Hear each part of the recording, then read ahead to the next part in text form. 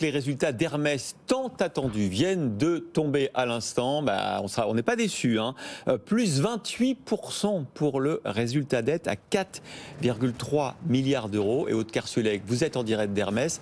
Un chiffre d'affaires qui progresse à deux chiffres.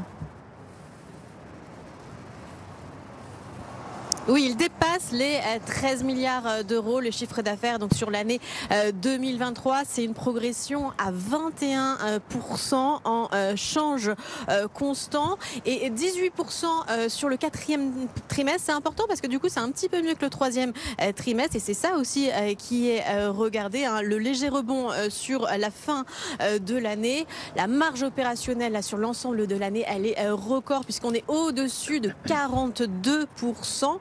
L'année dernière, on était à 40,5% sur l'ensemble de l'année. Et donc, c'est raccord avec ce que les analystes pensaient. Et c'est donc la marge opérationnelle la plus forte du secteur pour Hermès. Le bénéfice net, vous l'avez dit, 4,3 milliards d'euros. La croissance par zone géographique, on regardait beaucoup ce qui se passait du côté des États-Unis. Ça reste très solide pour Hermès aux États-Unis, avec une croissance là aussi à 21% sur l'ensemble de l'année des ventes. Donc, les États-Unis qui reste un moteur, l'Europe aussi plus 20% et puis l'Asie on est à plus 19%, donc Asie hors Japon. Alors sur les perspectives financières, on a un petit peu moins de cash flow que l'an dernier. Le dividende est cela dit très élevé à hauteur de 15 euros.